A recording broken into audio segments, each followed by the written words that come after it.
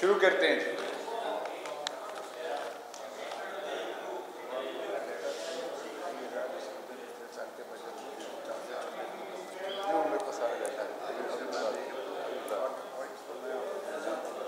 इंशाल्लाह ये भी जी। बिस्मिल्लाहिर्रहमानिर्रहीम।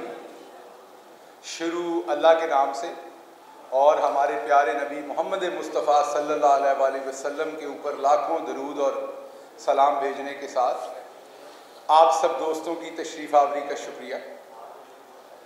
आज सुबह सुबह आपको ज़हमत देने की वजह ये थी कि हम आपके सामने ये रखें कि हमारी जमात ने क्या किया, पाकिस्तान तहरीक इंसाफ ने वफाक में क्या किया, केपी और पंजाब में क्या किया, और साथ साथ आपके सामने इसलिए ये रखना ज़रूरी है कि सिंध में हमारी जमात ने किन चीज़ों पर आवाज़ उठाई और सिंध में क्या नहीं हुआ।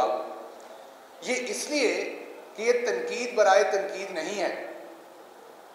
आप सबको पता है कि कराची में और सिंध में सिंध की आवाम ने हमें एक भारी मैंडेट दिया है यहाँ से, और जो हमारे पब्लिक नुमाइंदे हैं वो मेरे साथ तशरीफ़ रखते हैं, तो इनको जवाबदेह हैं ये सिंध के अवाम को। हम भी जवाबदेह हैं, मेरे लीडर भी जवाबदेह हैं, और ये डायरेक्टली जहाँ से इलेक्ट होके आए हैं इनसे सिंध की आवाम पूछती है कि वफाक में आपकी हुकूमत है, ये तो हमें बताते हैं वफाक हमें पैसे नहीं देता, तो क्या वाकई आपकी वफाकी हुकूमत सिंध के साथ कोई इम्तियाजी सलूक बर्पा किए हुए है?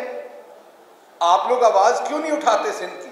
तो क्योंकि ये जब भी मिलते हैं, ये सिंध की हलीम आदिल शेख साहब हों या हमारे दूसरे दोस्त जितने भी हैं मेरे साथ, हमारे सीनियर रुकन बैठे हुए हैं पार्टी के, जितने भी रुकन हैं, ये जब भी हमें मिलते हैं या फ़ोन पे बात होती है तो हमेशा तकाजा कोई ना कोई सिंध की आवाम के लिए होता है। तो आपके सामने ये रखना बड़ा ज़रूरी है कि एक दफ़ा दूध का दूध पानी का पानी हो कि असल में हो क्या रहा है। तो मैं आपके सवालों के जवाब में, हम वहाँ बताते रहते हैं पंजाब में क्या हुआ, हम कहते रहते हैं 12 हॉस्पिटल बन रहे नए, हम कहते रहते हैं 12 यूनिवर्सिटीज़ नई बन रही हैं, हम आपको बताते रहते हैं कि जो 5 साल में सड़कें बनाई गई थी शहबाज शरीफ साहब की गवर्नमेंट में, वो हम पहले 2 साल में वो सड़कें नई कंप्लीट कर चुके हैं पंजाब में। हम आपको अभी बता रहे हैं कि 27,000 स्कूलों को प्राइमरी से अपग्रेड करके मिडिल या हाई बनाया जा रहा है। हम आपको बेशुमार बातें वहाँ से बताते रहते हैं, फेडरल गवर्नमेंट की इकॉनमी की परफॉर्मेंस बताते हैं, इंटरनेशनल लेवल्स पे क्या परफॉर्मेंस है। लेकिन आज हम बात करेंगे सबसे पहले सिंध के बजट की, और सबसे पहले मैं बात करूंगा बिलावल जरदारी साहब पे। उन्होंने फेडरल गवर्नमेंट के ऊपर एक इल्ज़ाम लगाया और ये कहा कि फेडरल गवर्नमेंट जो है वो ज़्यादा टैक्स जमा करने में नाकाम हुई। फेडरल गवर्नमेंट जो है, ये बिलावल जरदारी साहब का एक इल्ज़ाम था कि फेडरल गवर्नमेंट ने टैक्स कलेक्ट नहीं किया।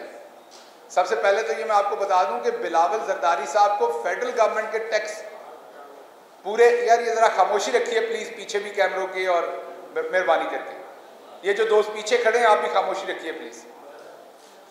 तो फेडरल गवर्नमेंट के टैक्स का बिलावल जरदारी साहब को फिक्र क्या है?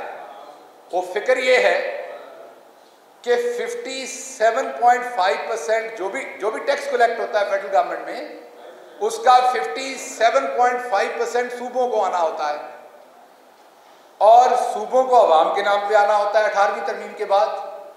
लेकिन यहाँ पर तो आपको पता है कि जिस एयरपोर्ट से हम आते जाते हैं वहाँ पर एक अयान अली एक्सप्रेस नाम की फ़्लाइट चलती थी। वो फ़्लाइट आती थी खाली बैग, शायद उसमें कोई आईफोन कोई और चीज़ें ऐसी आती होंगी, लेकिन जाती थी वो पैसे भर के। और वो फिर एयरपोर्ट के ऊपर जिस तरीके से उस केस में भी आपने देखा कि वो मैं तो कैश ऐसे लेके गई थी, मेरे तो भाई के पैसे थे, वो मैं एयरपोर्ट पे वैसे ही किसी को छोड़ने गई थी, मैं एयरपोर्ट पे वैसे ही फिरने तुरने गई थी, वो आपने बयानात सारे सुने थे।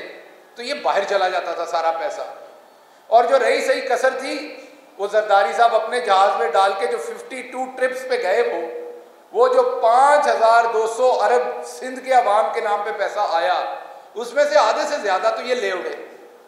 अब मैं आता हूं टैक्स की तरफ नंबर्स एंड फैक्ट्स के साथ। बिलावल जरदारी साहब ने कहा फेडरल गवर्नमेंट टैक्स कलेक्ट नहीं करती और जिससे फिर हम खा नहीं पाते क्योंकि अवाम पे तो लगाना नहीं है। पिछले साल इन्होंने जो टैक्स कलेक्ट करना था उसका जो इन्होंने एस्टिमेट रखा था खुद अपने लिए, हमने नहीं, इन्होंने अपने लिए एस्टिमेट रखा था 128 अरब का। कितना जी? 128 अरब का। और इन्होंने कलेक्ट कितना किया? 105 अरब। और अगर आप पंजाब को देखें जहां पर हमारी हुकूमत है, तो हमने 27% इंक्रीज किया जो अपना रखा था पिछले साल का हदफ। हमने वहां टैक्स को कलेक्ट करने का अपना हदफ इंक्रीज किया। अगर आप फेडरल गवर्नमेंट में देखें तो आप तमाम लोगों को पता है कि वहां पे भी हमने इंक्रीज किया। हमारा 39 पिछले साल, आप इनके पिछले साल के नंबर्स की मैं बात कर रहा हूं, हदफ की बात नहीं कर रहा। मैं सिर्फ हदफ की बात नहीं कर रहा, दोनों बातें कर रहा हूं। जो पिछले साल कलेक्ट हुआ उससे फेडरल ने भी इंक्रीज किया, पंजाब ने जो हदफ रखा था उससे भी इंक्रीज किया। और केपी की सिचुएशन भी आपके सामने है, कोविड के दौरान उनकी परफॉर्मेंस भी टैक्स में इनसे अच्छी है। तो आप इतने नकम्मे हैं कि आपसे अपना टारगेट सेट किया हुआ नहीं रखा अबूर होता। हमें ये अच्छी तरह से पता है कि आप पर्ची चेयरमैन हैं, हमें ये अच्छी तरह से पता है कि आप उस रेस में फर्स्ट आते हैं जिसमें और कोई नहीं भागा होता, आप अकेले ही भागते हैं। भागते भी नहीं, आप जरा चहलकदमी करते हुए फर्स्ट आ जाते हैं। तो ये आपके इन नंबरों से भी अयां है कि जिस रेस में आप अकेले भागे, तरस आता है आप पे, आप उसमें भी फर्स्ट नहीं आते, उसमें ही अबूर कर ले अपना रखा हुआ नंबर। फिर नॉन टैक्स रेवेन्यू, ये बड़ी इंपॉर्टेंट बात है। नॉन टैक्स रेवेन्यू इन्होंने जो टारगेट रखा था वो 50 अरब का रखा था। कितना जी? 50 अरब का। और जो इन्होंने कलेक्ट किया या हासिल किया वो 40 नहीं किया, 30 नहीं किया, 20 नहीं किया, सिर्फ 12 अरब किया। और ये मैं नहीं कह रहा, ये इनके डॉक्यूमेंट्स हैं जो मैं आपको दिखा रहा हूं। और इसके फुट नोट में ये डाल दिया, मैं नहीं ये कह रहा, ये दोबारा मैं बता रहा हूं, ये सिंध गवर्नमेंट कह रही है, मैं नहीं कह रहा। मुझे नहीं पता इसमें कितनी सच्चाई है, ये बात झूठ है या सच है, ये मुझे नहीं पता। सिंध गवर्नमेंट कह रही है तो मैं रिपीट कर रहा हूं। वो कहते हैं कि हमने 30 बिलियन इसमें से बहरिया टाउन से लेना है, लेकिन हमें ये नहीं बता रहे कि वो 30 अरब कब लेना है, वाकई ही लेना है या उनका नाम इस्तेमाल कर रहे हैं एक बिल्डर का सिर्फ इसमें, उन पे झूठा इल्जाम लगा रहे हैं या सच्ची बात है कि 30 अरब उनसे लेना है। ये कह रहे हैं कि 30 अरब उनसे लेना है। अच्छा चलें, आपकी बात मान लेते हैं, आपकी कोताही भी मान लेते हैं। आज इधर आज आपकी कोताही भी मान लेते हैं, लेकिन अब मजे की बात यह है कि अगले साल ये क्या करते हैं। अब आपके रिसीवेबल है ना, तो आप उसे कैरी फॉरवर्ड करेंगे ना। एक शख्स से आपने पैसे लेने हैं, अगर आपके जायज पैसे हैं, अगर आपने वाकई पैसे लेने हैं और वो आवाम का पैसा है और आपके बाप का पैसा नहीं है, तो आप अगले साल के जो आपका हदफ है उसमें से आपने उसको बिल्कुल ही हज़फ कर दिया, वो कैरी फॉरवर्ड ही नहीं है। आप अगले साल में 50 अरब से इस साल 12 पे आए, सिर्फ कलेक्ट किया, और अगले में आप स्ट्रेट अवे आपने टारगेट ही 24 अरब का रख दिया। तो भाई ये क्या हो रहा है? इस तरह तो बाप का मुल्क समझ के भी नहीं चलाया जाता, इस तरह तो डाकू चोर भी मुल्क को नहीं लूटते जो आप कर रहे हैं। ये आप कर क्या रहे हैं, आवाम को तो बताएं।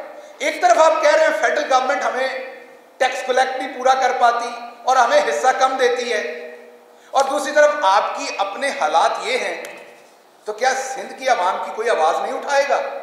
क्या सिंध की आवाम लावारिस है? नहीं, हम आवाज उठाएंगे, क्योंकि हमें सिंध की आवाम ने मैंडेट दिया है। हम आपको खाली नहीं छोड़ेंगे। अपोजिशन होती क्यों है? अपोजिशन इसलिए होती है जो आपके वहां पर मेंबरान जो हरकतें करते हैं गालियां देने के लिए गंदी नहीं, अपोजिशन होती है बजट के ऊपर ये चीजें सामने लाने के लिए बात सुनने के लिए, बात सुनाने के लिए, आपके गले में ये ढोल डालने के लिए कि आप बताएं कि ये आप कर क्या रहे हैं। और हम आपसे ये बार बार पूछेंगे, आपको जवाब देना पड़ेगा, क्योंकि जो आपको एक एक रुपया मिलता है उसका आप जवाब दे हैं, वो अवाम के टैक्स पेयर का पैसा है। इसमें एक चीज मैं और आपके सामने रखना चाहता हूं। सिंध की एडीबी डेवलपमेंट बजट जो होता है, आप बताते हैं कि हमें पैसा नहीं मिला, यही आप सुनते हैं ना, वफाक ने हमें पैसा नहीं दिया। आपने यही सुना होगा, सारे दोस्तों ने यहां बैठे हुए हैं, मैं गलत नहीं बात कह रहा। तो इसका मतलब है कि पैसे कम पड़ गए, हमने कोई स्कीमें करनी थी, यही मतलब होता है। यार मैंने कोई काम करवाने थे, मेरी आवाम के जैकबाबाद के अस्पताल में गधे बंधे हुए हैं। आजकल तो बिलावल को गधों से बड़ा प्यार है। वो जिन लोगों ने सिंध अंदरून का दौरा नहीं किया, उन्हें नहीं पता क्यों प्यार है बिलावल को गधों से। जिसने अंदरूने सिंध का दौरा किया हो, उसे जब बिलावल गधों का बार बार जिक्र करते हैं असेंबली में, तो उसे पता होगा कि बिलावल क्यों गधों का जिक्र कर रहे हैं और इन्हें क्यों प्यार है। क्योंकि आप किसी अस्पताल जाएं, थाने जाएं, स्कूल जाएं, उसमें गधे बंधे हुए हैं। अब मेरी बात को तंज ना समझ लीजिएगा कि मैं किसी इंसान को गधा कह रहा हूं, वाकई गधे बंधे हुए हैं। वो वाले गधे जो लिद करते हैं, वो वाले गधे बंधे हुए हैं वाकई वहां। तो अगर तो आपने अस्पताल बेहतर करने हैं, आपने स्कूल बेहतर करने हैं, आपका एक प्लान है अपनी आवाम के लिए कोई रेस्क्यू एम्बुलेंस की सर्विस देने की, और आपने वो चीज़ें रखी और साल के एंड पे आपके पास पैसा नहीं था, तो आप वजह कह सकते हैं कि फेडरल गवर्नमेंट ने जी हमें प्रॉपर तरीके से पैसा नहीं दिया, हमारे प्रोजेक्ट रुक गए। इन्होंने अपना तरक्याती स्कीमें जो दी थी वो 155 अरब की दी थी। कितनी जी? 155 अरब की दी थी। और मुकम्मल कितनी की इन्होंने? सिर्फ 100 अरब की। 55 अरब तो जो स्कीमें दी थी उनमें नहीं लगा सके ये।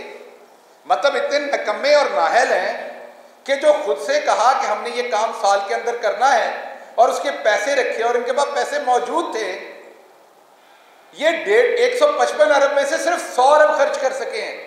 55 अरब उसमें भी बाकी पड़ा हुआ है। अब आपसे एक और बात करते हैं।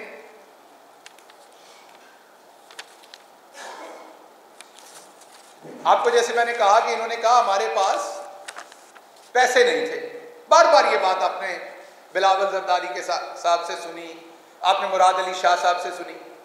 पिछले साल इनके पास जो कैश पड़ा था अकाउंट में, कैश, ये मैं कहीं पे पड़ा हुआ बात नहीं कर रहा, जो इनके पास कैश पड़ा था, क्योंकि इनका सारा धंधा ही कैश के साथ है ना।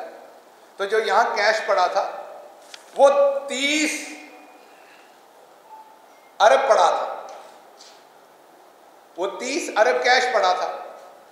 अब क्योंकि फेडरल ने इन्हें पैसे नहीं दिए, साल के आखिर पे ये रो रहे थे हमारे पास पैसे नहीं है, तो कैश कम हो जाना चाहिए था ना, उस कैश में से अवाम के लिए पैसे खर्च होने चाहिए थे। आपको पता है इस साल कैश कितना पड़ा है? साल के एंड पे 65 अरब, 35 अरब और इजाफा हो गया कैश में। ये कैश का धंधा आपका है क्या? ये कौन देता है तुम्हें ये झुमके? कहां से लाती हो ये झुमके और किसके पास रखती हो झुमके? ये कैश रखा क्यों है? क्या किसी बैंक में रखा हुआ है? क्या किसी ऐसे बैंक में रखा हुआ है जहां से कैश पे कुछ मिलता है? तो ये आपको जवाब तो देना पड़ेगा कि एक तरफ आप रोते हैं हमारे पास पैसा नहीं है, आपके अपने कागजात दिखाते हैं कि आपके पास 30 अरब था और अब आपके पास 65 अरब है, तो उसका मतलब कैश में तो आप लिथड़े पतड़े थे। तो फिर अवाम पे क्यों नहीं लगाया? कुत्ते के कांटे की वैक्सीन क्यों नहीं लेते आप इन पैसों से? ये कैश कब्र में लेके जाना है आपने अपनी। अब मैं आगे आता हूं।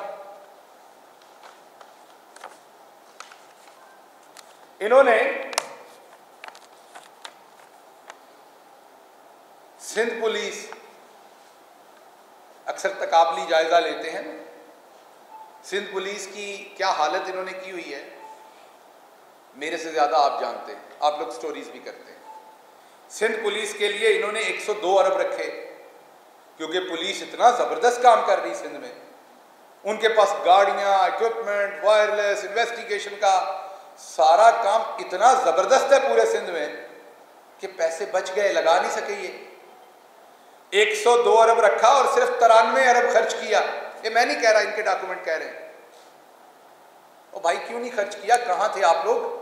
किधर मसरूफ थे आप आगे देखते हैं।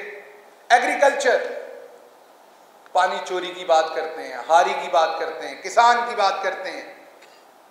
ये वो लोग हैं जिनकी हुकूमत के 5 साल में, फेडरल हुकूमत जब थी इनकी, आबादी 2 से 2.5% पे बढ़ रही थी। खुराक में फसलों की यील्ड में बढ़ोतरी 1.1% थी। तो किल्लत तो आज आनी थी अनाज की। और वो जो नून वाले, उनके 5 साल में आबादी 2 से 2.5% पे बढ़ रही थी और खुराक की यील्ड 0.68% पे बढ़ रही थी। तो इंपोर्ट तो होना है खुराक में आज, जो ये किसान का करके गए। इन्होंने किसान के लिए क्या किया वो सुन लें। एग्रीकल्चर के लिए इन्होंने 14 अरब रखे थे और खर्च कितने किए? क्योंकि किसान, यहाँ का छोटा किसान जो है वो तो बहुत ज़बरदस्त है, उसको तो कोई मसला ही नहीं है। उसको तो कोई चीज़ चाहिए, ना कर्जा चाहिए, ना बीज में हेल्प चाहिए, ना कोई और मसले हैं। उसमें से भी 4 से 5 अरब रुपया बचा लिया गया, 9 से 10 अरब खर्च किए गए सिर्फ। और एक और आपको फैक्ट देता हूं, हमारे मुअज़्ज़ज़ एमपीए ने असेंबली हॉल में दिया, लेकिन मीडिया की नज़र इनकी वो गधे वाली बात ज़्यादा हो गई, वो जो फैक्ट था वो दब गया, तो दोबारा रोशनास करवा दूं कि कराची के अंदर ट्रैफिक चालान की मद में 85 करोड़ आते हैं। सिर्फ कराची शहर में जो चालान होते हैं ट्रैफिक के, आपका भी हुआ होगा कभी न कभी अगर प्रेस कार्ड नहीं चलता तो तकरीबन 85 करोड़ रुपए हुए हैं।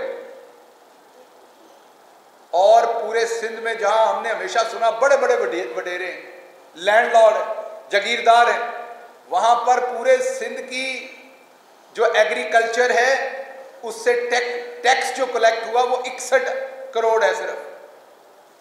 सिर्फ कराची के लोग अपनी मोटरसाइकिल गाड़ियों के ऊपर जो चालान दे रहे हैं वो 85 करोड़ है।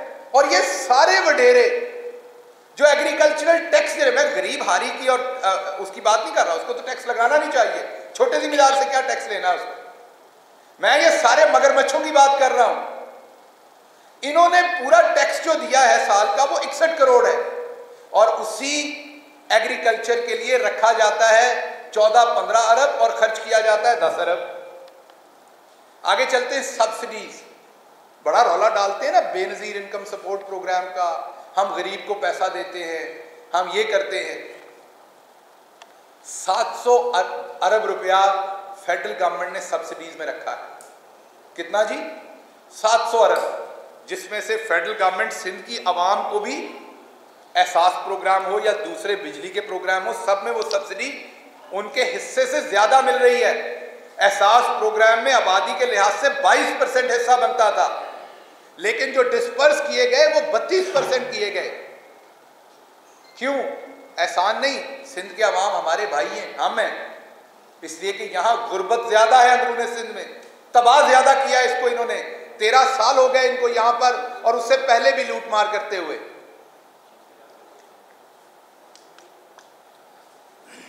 अब मैं आपके सामने रखता हूं कि ऐसी हुकूमत, ऐसी पार्टी जो कहती थी कि रोटी कपड़ा और मकान देंगे, हम इसको मानते हैं कि जो लूटमार हुई उसकी वजह से महंगाई हुई क्योंकि कर्जे छोड़ के गए थे।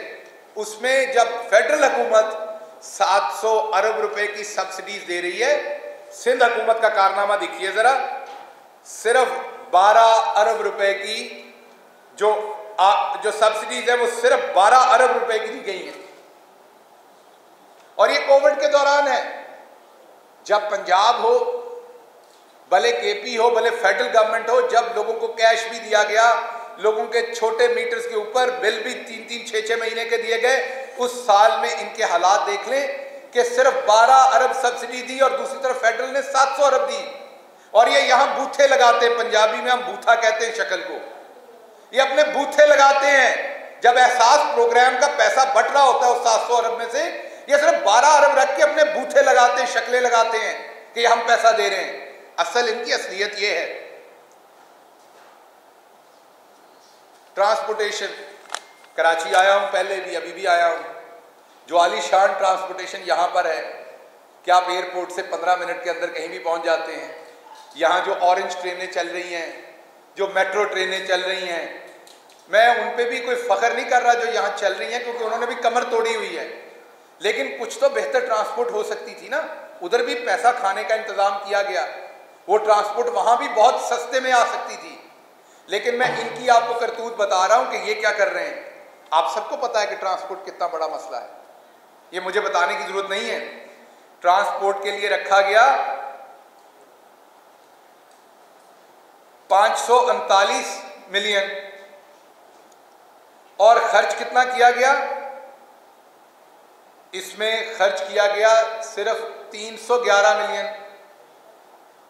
और आप ये खुद देख लें कि अगर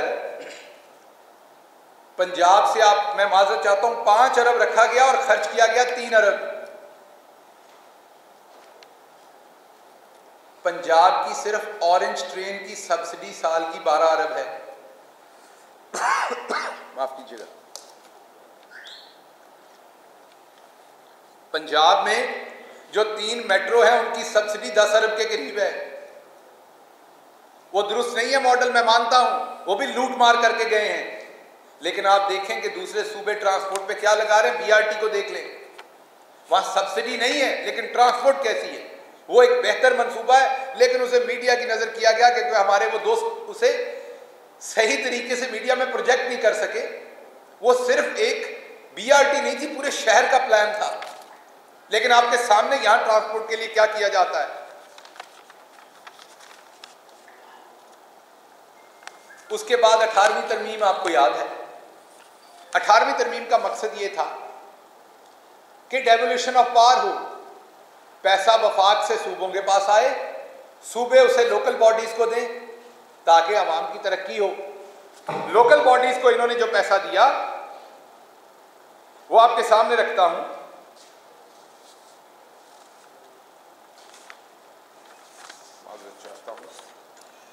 वो तकरीबन 78 अरब रखा गया और खर्च हुआ सिर्फ 17 अरब। कितना जी? 17 बिलियन। 17 अरब, 78 अरब रखा गया और खर्च सिर्फ 17 बिलियन हुआ।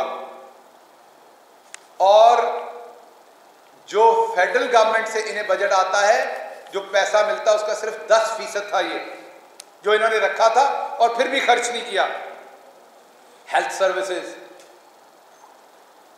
उसमें ये 20 बिलियन को इन्होंने कोविड पे खर्च किया। हमें तो समझ नहीं आई किस चीज पे किया। जो किट्स थी, जितना सामान था, वो तो सारा कुछ फेडरल गवर्नमेंट ने दिया था। वैक्सीन का ये एक टीका नहीं ले सके। 750 लोग कुत्ते के कांटे की वैक्सीन ना होने की वजह से फौत हो गए। ये हेल्थ पे इन्होंने 20 अरब कोविड के खाते में डाला है। ये है कोई ना कोई कोरोना। वैसे वह कौन से वाला कोरोना है जो उर्दू अंग्रेजी में बोलता है, वो वाला कोरोना है, कोई और कोरोना है, मुझे नहीं पता।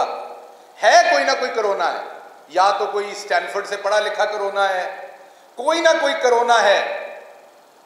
जहां या वो जो 3 का ट्राइका है जिन्होंने अभी टीवी पे आ जाना है, एक का सुरधीमा है, वो आप कभी वीडियो को आधी स्पीड पे चलाएं तो वो चलते ना, लगता अभी सोए हुए हैं, कुछ बातें मुंह में कर जाते, कुछ हमारे भाई हैं, मोहतरम है।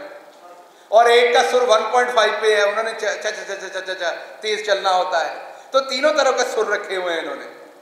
तो अभी वो आ जाएंगे तीनों सुरों में ये झूठ बिखेरने के लिए, और बात कोई नहीं मानेंगे, अपना जवाब नहीं देंगे। ये कहेंगे आपने ये किया, आपने ये किया। और भाई अपना जवाब देना जो आपको बात कही है, हमें पता है हम क्या कर रहे हैं। आगे एजुकेशन है, क्योंकि सिंध के जो स्कूल हैं और सब कुछ है उसमें तो मामला बहुत अच्छे चल रहे हैं। तो एजुकेशन के 3-4 हेड्स हैं, उनमें किसी में भी जो पैसा रखा हुआ था वो 80% से ज्यादा खर्च नहीं किया। एजुकेशन एडमिनिस्ट्रेशन में 41 अरब रखे, 36 खर्च किए। प्राइमरी एजुकेशन में 78 अरब रखे, 65 किए, क्योंकि सिंध के प्राइमरी स्कूल तो बिल्कुल बराबर चले गए ना मिशिगन के, इलोनॉय के। तो आप ये समझेंगे ना कि स्कॉटलैंड के बराबर है यहाँ के स्कूल। तो उन्होंने कहा पैसा बहुत रख दिया, ज्यादा रख दिया, सिंध के स्कूलों के लिए खर्च नहीं करना। कॉलेजेस, क्योंकि बच्चे बहुत जा रहे हैं, 20 अरब रखा, सिर्फ 18 अरब खर्च किया। सोशल वेलफेयर 27 अरब रखा, जिसमें से ये एहसास और उस पर अपनी तस्वीरें लगाते हैं, 27 रखा और सिर्फ 23 अरब खर्च किया। अब मैं आखिरी बात आपके सामने रखूंगा और उसके बाद आपके सवालात लेंगे। और वो आखिरी बात ये है, मैंने सबसे पहले इन पे तनकीद की थी कि इन्होंने अपना टैक्स ज्यादा कलेक्ट नहीं किया। अब ये जवाब दूं, मैंने पंजाब का बताया, केपी का बताया, वफाक ने इस दफा टैक्स ज्यादा कलेक्ट किया। उस टैक्स को ज्यादा कलेक्ट करने की वजह से तकरीबन इनको पिछले साल वफाक से मिले थे 725 अरब। कितने जी? 725 अरब। इस दफा वफाक की परफॉर्मेंस की वजह से, इनकी नहीं, वफाक की अच्छी परफॉर्मेंस की वजह से इनको कितने पैसे मिले? 884 अरब। ये 158 बिलियन, 158 बिलियन। और ये 158 बिलियन कितना है पैसा ज्यादा? ये अगर पूरे जो आपका सिंध की पूरी हेल्थ की सर्विसेज हैं, ये उससे भी ज्यादा पैसा 132 रखा हुआ था आपकी पूरी सेहत के लिए। सारे सूबों ने हेल्थ कार्ड दे दिए, यहां आपको हेल्थ कार्ड नहीं दिए गए क्योंकि यहां लोग बीमारी नहीं होते सिंध में। मुझे इनकी हरकतों से पता चला, सिंध में तो किसी को बेचारे को बीमारी नहीं होती, तो हेल्थ कार्ड की यहां जरूरत नहीं। 132 अरब इन्होंने हेल्थ के लिए रखे थे। हमने इन्हें 158 अरब ज्यादा दिए पिछले साल की निस्बत, हमारी परफॉर्मेंस की वजह से। लेकिन इन्होंने उसे क्या किया? इन्होंने उस 158 अरब में से 70 बिलियन तनख्वाहों में इजाफा किया और नाम अपना लिया। 70 बिलियन जो तनख्वाहों में इजाफा किया वो उस पैसे में से किया जो फेडरल गवर्नमेंट की परफॉर्मेंस अच्छी होने की वजह से यहां आया। और उसमें से 15 बिलियन पेंशन में इजाफा किया, जो इजाफे की मद में दिया। और सीना ठोक के क्रेडिट खुद ले रहे हैं। आपने खुद पैसे इकट्ठे किए थे जिसके क्रेडिट आप ले रहे हैं।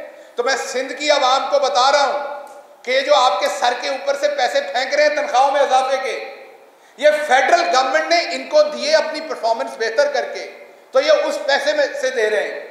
इनके हालात तो आपको बता दिए कि इन्होंने अपने टैक्स का रेवेन्यू रखा क्या था और कलेक्ट क्या किया था। और ये जो इन्होंने उस पैसे में से इस्तेमाल किया है, ये जो हमने इन्हें 158 अरब दिया, उसमें से तनख्वाहें और पेंशन बढ़ाने में इन्होंने 58% इस्तेमाल किया, जो कि 70 अरब तनख्वाहों में चला गया और 15 अरब जो है वो पेंशन में चला गया। और यहां क्रेडिट ले रहे हैं जैसे ये इनका क्रेडिट है तनख्वाहें बढ़ाना। ये तो ऐसे ही है, आप अपने मैनेजर को जहां आप 1 लाख रुपया देते हैं, आप 2 लाख रुपया दे दें, वो सबकी तनख्वाहें डबल कर दे और क्रेडिट ले, मैंने डबल कर दिया। और भाई आपको पैसे आए, आपने डबल कर दिया। तो आखिरी बात मैं आपके सामने ये करना चाहता हूं कि आप हर चीज में फेलियर हैं। ये बड़ी बदकिस्मती की बात है, क्योंकि वफाकी हुकूमत के लिए बड़ा सुकून होता है कोई सूबा अच्छा परफॉर्म कर रहा हो। आपकी तवज्जो मुल्क के उन हिस्सों में होती है जहां पे परफॉर्मेंस ठीक ना हो। आपकी इस बुरी परफॉर्मेंस पे हमें सिंध में नाली, सड़क, गटर का काम भी करना पड़ रहा है जो हमारा नहीं है, जिसके लिए 18वीं तरमीम में 884 अरब आपको मिलने हैं। ये 884 अरब उसी चीज का है। फेडरल गवर्नमेंट तो उससे अबव कर रही है। और यकीन कीजिए, इससे पंजाब में, मैं पंजाब से हूं, इससे पंजाब में बड़ी तशनगी है। पंजाब पूछता है कि पहले साल आपने 34 अरब दिए, जब सिंध को 50 अरब के करीब दिए। दूसरे साल आपने तकरीबन मेरा ख्याल है 36 अरब दिए, फिर भी सिंध को पैसे उस टाइम हिस्से से ज्यादा थे, पंजाब से ज्यादा थे, जो फॉर्मूला पंजाब पे था। अगर किसी से ज्यादती हुई है, मैं यहां पंजाब का मुकदमा नहीं लड़ रहा, लेकिन अपने सिंधी भाइयों को बताना चाहता हूं। और हमें खुशी है अगर कोई कुछ पैसा उधर से इधर लग जाए, कोई बात नहीं, हमारा अपना घर है। ये भी ये लकीरें हैं तो हम सारे एक ही, लेकिन आप पे नहीं लगता, ये अयान अली ले उड़ती है। सो पंजाब को हमारे 3 सालों में कम पैसा मिला। ये पहला साल का जो बजट है उसमें पंजाब को हम एप्रोप्रिएट, जो उनका हिस्सा बनता है, उसके ऊपर एप्रोप्रिएशन कर रहे हैं। तो कहने की बात यह है कि आपकी वजह से आपकी नाअहली, आपकी करप्शन और आप लोगों की बेहिसी की वजह से पूरा मुल्क उसकी तकलीफ में है, और सबसे ज्यादा तकलीफ में अंदरूने सिंध के इंसान हैं और कराची के भी। आप हर चीज पे तनकीद करते हैं, लेकिन जो आपकी जिम्मेदारी वो आप कोई पूरी नहीं करना चाहते। आपको वैक्सीन की तो फिक्र है जो आप पैसे लेके लगा रहे हैं, जो आपने सबसे पहले अशराफिया को लगा दी, जो आपको फेडरल गवर्नमेंट ने सारी वैक्सीन आपके हिस्से से ज्यादा प्रोवाइड की, आप उस पर तो तनकीद करते हैं। कुत्ते के कांटे की वैक्सीन किसने लेनी है? तो कहने की बात यह है कि सिंध में पीपल्स पार्टी की हुकूमत को रीथिंक करना पड़ेगा। और कल बिलावल जरदारी कह रहे थे कि वफाक यहां मिसिंग है, वफाक यहां कुछ नहीं कर रहा। अगर आप वफाक को इतना मिस करते हैं तो आप एक एप्लीकेशन दे दीजिए कि आप नाहल हैं, आप यहां हुकूमत नहीं कर सकते, वफाक टेक ओवर कर लेगा और बड़े अच्छे से ख्याल रख लेगा, ट्रांसपोर्ट भी सीधी कर लेंगे, बाकी चीज भी सीधे कर लेंगे। आपके सवाल है। कराची में आपको मैंडेट दिया, सबसे ज्यादा विशेषता कराची की आपको भी। ग्रीन लाइन वो मंसूबा है जो 6 माह के अंदर भैया साहब छोड़ के गए थे, मुकम्मल हो रहा था। 3 साल हो गए, आपको ट्रांसपोर्ट की बड़ी फिक्र है, लेकिन ग्रीन लाइन वफाक अभी तक मुकम्मल नहीं कर सका। सेंसर जो मुतनाज़ा मसला है, इत्तेहादियों के साथ मिलकर आपने उसको अप्रूव किया। उसके अलावा खान साहब यहाँ आके 162 अरब का कभी वादा करके जाते हैं, कभी 1100 अरब का वादा करके जाते हैं। वफाक की बजट ये जो आई है वो भी हमने देख ली, सिर्फ 2 सिंध के मंसूबे थे, बाकी तो पंजाब की सड़कें, नालियां और सब कुछ मतलब उसमें शामिल किए जाते हैं। तो ये इस तरह के रवैये आपके सिंध के साथ क्यों है? पानी की चोरी का आपके ऊपर इल्जाम है और भी कई इल्जाम हैं। NFC से आप पूरा सूबे को हिस्सा नहीं देते। आप बजाय अपनी वफाक की कारकर्दगी बताने के आप सूबाई हुकूमत पे आके हमले करते हैं। मुझे ये बताएं कि आप वफाक बड़ा होता है, बड़ा भाई होता है, तो बड़े भाई का फर्ज होता है छोटे भाइयों को संभाल के साथ लेकर चलना। लेकिन आप लोगों के रवैयों से तो ये लगता है कि सिंध जो है वो आपके उतने जुरिस्डिक्शन में नहीं है, आपकी हुदूद से बाहर है। तो ये रवैये कब आप तब्दील करेंगे और सिंध की तरफ तवज्जो कब देंगे? K4 मंसूबा भी आप लोगों की वजह से डिले हुआ, 2018 में इल्जाम लगाए गए कि इसमें करप्शन हुई, अभी 2021 चल रहा है। अब तकरीर करनी है या सवाल है कोई? सवाल क्या है दोबारा बताइएगा, मैं भूल गया हूँ। आपने इतनी लंबी तकरीर की नहीं, ये तो मुझे लगा कि वो गनी साहब तकरीर कर रहे हैं या कोई और तकरीर कर। सवाल पूछे। कहाँ खड़ा है? आप बजाय अपनी कारकर्दगी बताने के, बजाय सूबे के साथ जो आपके रवैये रहे वो फिर लंबा हो गया, फिर मुझे याद भूल जाना। शॉर्ट सवाल कीजिए। तो आप पूछ रहे हैं कि वफाक कहाँ खड़ा है? नहीं, ले लेते। हाँ,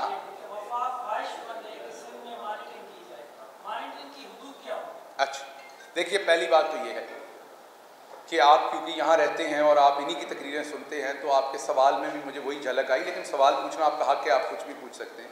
मुझे एक मोमेंट के लिए लगा कि सईद गनी बोल रहे हैं या कोई और बोल रहा है, क्योंकि सारी बातें वही थी। और क्योंकि वो ज़रा कम पढ़े लिखे हैं, आप पढ़े लिखे आदमी, आपने आज उनकी हेल्प भी कर दी। अब तकरीर के लिए टॉकिंग पॉइंट्स नहीं बनाने पड़ेंगे, जो बातें कही वही रिपीट कर दें। मेरे खिलाफ प्रेस कॉन्फ्रेंस हो गई, तो एक तो आपका मैं उनकी तरफ से शुक्रिया अदा करता हूँ उनको टॉकिंग पॉइंट देने के लिए। अब जवाब ये है कि अगर ये 6 महीने का मंसूबा था तो नवाज शरीफ खुद ही पूरा कर जाते, वो छोड़ के क्यों गए थे? वो तो रातों रात करके अपने लिए वोट लेने के लिए हर चीज़ पूरी कर देते थे। हमें मुल्क जिस हालात में मिला था, हमने एक दफ़ा भी NFC से कम हिस्सा नहीं दिया। मुराद अली शाह साहब ने पिछली NEC में भी ये बात उठाई, और असद उमर साहब जो आप ही के शहर के रहने वाले हैं, उन्होंने अदादो शुमार के साथ उन्हें गलत साबित किया उसी टेबल पे, और उन्हें बताया कि अगर NFC में से किसी को कम मिला था, जो PSDP में, NEC से तो आपको पता है सबको बराबर मिलना है आबादी के लिहाज से। सेंसस पे आप शोर कर सकते हैं, वो कोई भी सूबा कर सकता है, शोर बनाने को तो कोई बात भी मत आप बना दें। PSDP में सिंध को ज्यादा हिस्सा मिला पंजाब से पिछले 2 साल में, और ये अदादो शुमार के साथ साबित किया। इस साल पूरा सबको मिला जितना बनता है, 1 पैसा कम नहीं मिला। क्यों करेंगे भाई? सिंध की आवाम ने हमें वोट दिया, हमारा स्टेक है, हमने आगे सिंध में हुकूमत कायम करनी है। हम क्यों सिंध को डिप्राइव करेंगे? हम इनकी तरह को रीजनल पार्टी है, हमने बदीन में भी होना है, हमने शिकारपुर में होना है, हमने ठट्ठा में होना है, वो हमारा घर है। ये कोई पराई जगह है कि हमने कम पैसा देना है? हम तो ज्यादा देंगे, बढ़ के आगे काम करेंगे। लेकिन आपको बताया 884 अरब इधर से आते हैं, दूसरी बात आपने की मेरे से कि आप सिंध में आके सिंध की हुकूमत पे हमला करते हैं। भाई मैंने मोहम्मद बिन कासिम वाला हमला तो नहीं कर दिया, मैंने तो सवालात ही उठाए हैं। अगर यहाँ सवाल पूछना भी हमला है तो फिर ये बादशाहत हो सकती है, जमहूरियत नहीं हो सकती। जब पैसा मिलता है तो सवाल तो हम पूछेंगे।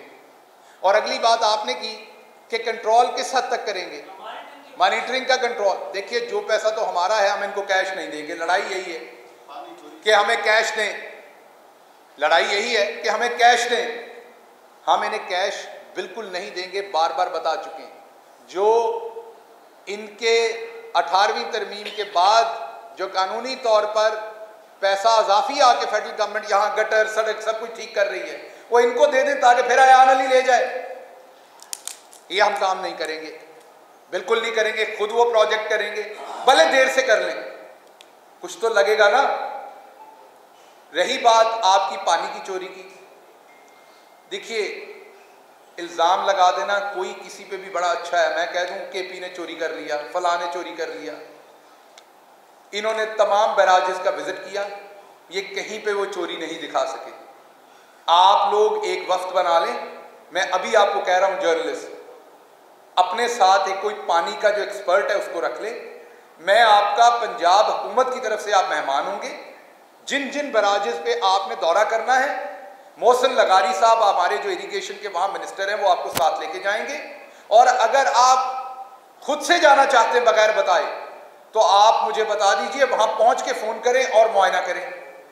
अगर चोरी हो रही हो तो जो सज़ा चोर की वो मिलनी चाहिए। जब बैराजेस पे दौरा हुआ तो वहाँ कोई इरेगुलरिटी नहीं थी। वहाँ पर माना गया वज़ीर-ए-आज़म की मीटिंग में कि तमाम सूबे ऐसे रेफरीज देंगे जो न्यूट्रल हो और वो ये ऑब्जर्वेशन करेंगे, वो ये ऑब्जर्वेशन करेंगे। सिर्फ सिंध भागा उससे। सिंध का मतलब सिंध सूबा नहीं, ये जो पीपल्स पार्टी की हुकूमत है, पीपल्स पार्टी की हुकूमत भागी। उन्होंने अपने नुमाइंदे, क्यों? क्योंकि उन्होंने सियासत करनी है। इनके वजीर आबपाशी का मैं बयान सुन रहा था कि ये दरिया के दरमियान में बैठ के प्रेस कॉन्फ्रेंस करेंगे। ख्याल रखिएगा, ये दरिया की ज़मीन पे कब्जा करते हैं। ये अब प्रेस कॉन्फ्रेंस के बहाने ये जाएगा और फिर कब्जा कर लेगा, तो ये ख्याल रखें। अब कर ली तो ये निशान लगाने गया होगा, वापस जाएगा। अब प्रेस कॉन्फ्रेंस के बहाने दरिया का पेट कब्जा करेंगे, जैसे पहले करके ज़मीनें आबाद की अपनी और दरिया को तंग कर दिया। तो इन पे ख्याल रखिए, इन चोरों पे। अब अगला उधर सवाल ले लें। जी सर।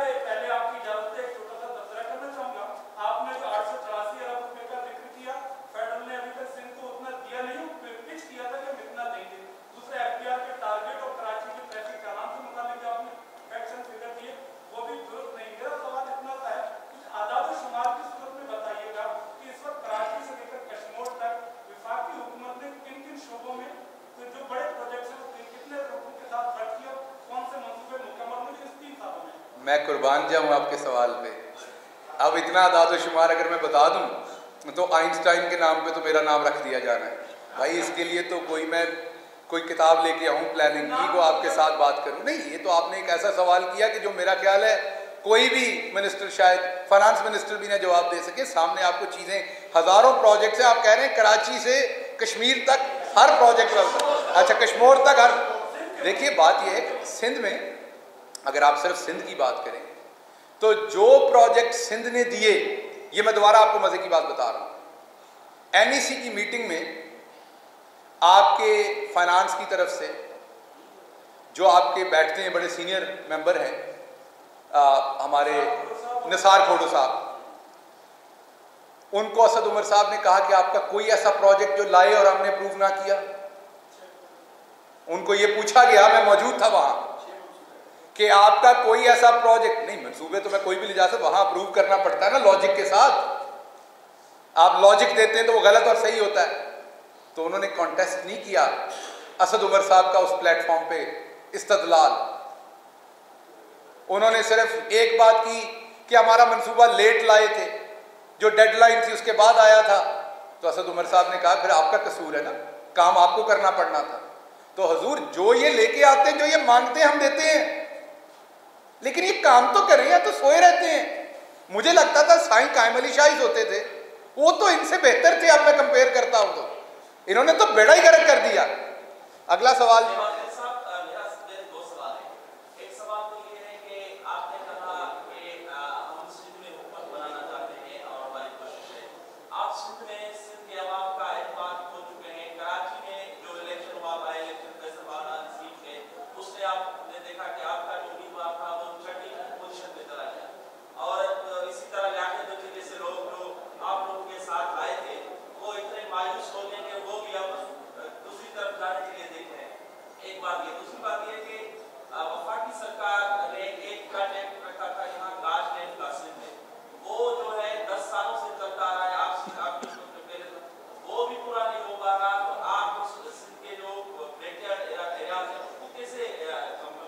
अच्छा, दो बातें। एक तो आपने बात की कि हम इलेक्शन हार गए।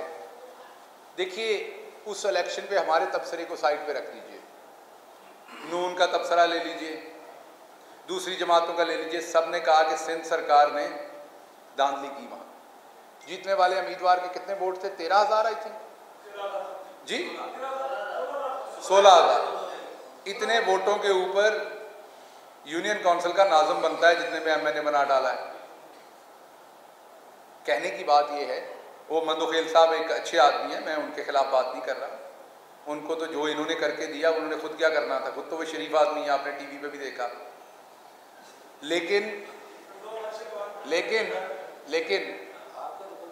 लेकिन जिस तरीके से इन्होंने यहाँ रियासती मशीनरी का इस्तेमाल किया और इलेक्शन के रिजल्ट्स और इलेक्शन की सॉवरेनिटी को पामाल किया, हमारी बात छोड़ दें, मैं अपनी करता ही नहीं।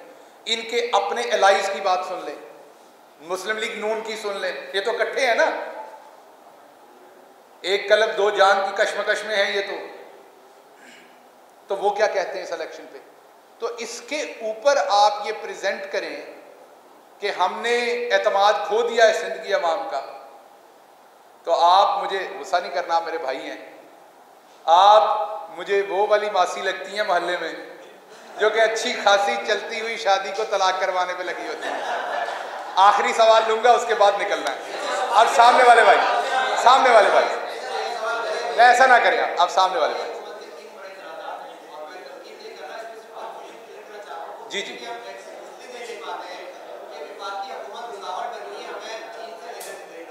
हाँ,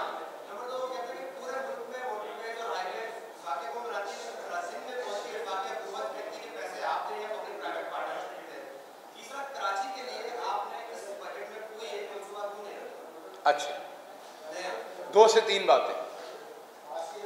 पहली बात आपने ये की कि सिंध को वैक्सीन नहीं खरीदने दी। ये झूठ कई दफा प्रेस में बोला गया, जब ये वहां आते हैं तो इनको उस पर पकड़ा गया। और डॉक्टर फैसल ने और असद उमर साहब ने पूछा कि आप क्यों नहीं मंगवाते?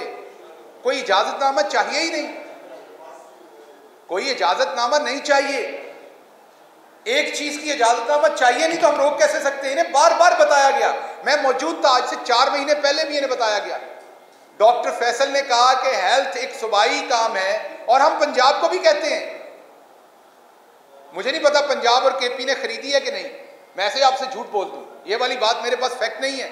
वो भी खरीद सकते हैं, वो भी इक्वली एम्पावर्ड है। हाँ, ये जरूर मुझे याद है कि पंजाब और केपी ने वफाक को कहा था कि हम इतने पैसे प्लज कर रहे हैं, आप हमें ले दें। इन्होंने वो भी कभी नहीं कहा। ये सिर्फ 2 बातें, पानी चोरी वैक्सीन नहीं आई, पानी चोरी वैक्सीन नहीं आई, ये यहां करते हैं। जब वहां करते हैं तो इनका झूठ पकड़ा जाता है। तो एक तो बात ये कि इनको मुकम्मल इजाजत है, मैं ऑन रिकॉर्ड आपको ये कह रहा हूं, इन्हें किसी एनओसी की जरूरत नहीं है, ये खरीदे। इन्हें कोई प्रॉब्लम है, आपको ये बताएं कि प्रॉब्लम क्या है। कोई चिट्ठी लिखी इन्होंने हमें जिसका जवाब नहीं आया। हमने इन्हें बार बार कहा कि वैक्सीन खरीदें, इनका फर्ज है वैक्सीन खरीदना। ये 20 अरब तो फिर भी खा गए, उसमें रख के कोविड में पता नहीं किधर खा गए। वैक्सीन तो एक टीका नहीं लिया इन्होंने। दूसरा सवाल आपका था मोटरवेज का। केपी ने अपनी मोटरवे बनाई। केपी क्या स्विट्जरलैंड में है? केपी एक गरीब सूबा है, टेररिज्म ने उसे तबाह कर दिया। वो आफत ना पंजाब पे आई, ना बलूचिस्तान पे आई, ना सिंध पे आई, ना कश्मीर पे, ना जीबी पे, जो केपी में आई।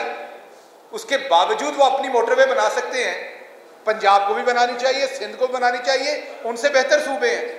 और अगली बात कि हमने एक ही दफ़ा इतने मंसूबे कराची में दिए हुए हैं कि अल्लाह करे हमें अल्लाह हिम्मत दे कि हम उन्हीं को कंप्लीट करें, तो इंशाल्लाह कराची की शक्ल बदल जाएगी। और कराची की शक्ल अब बदल रही है, इसलिए अगर तो हमने फीते काटने तो हर साल नए मंसूबे देते जाएंगे। असल बात है कि हमने कंप्लीट कितने कर रहे हैं। अब मैं आप सब दोस्तों का शुक्रिया अदा करता हूं और आपकी मेहरबानी। बस अब आप बहुत मेहरबान।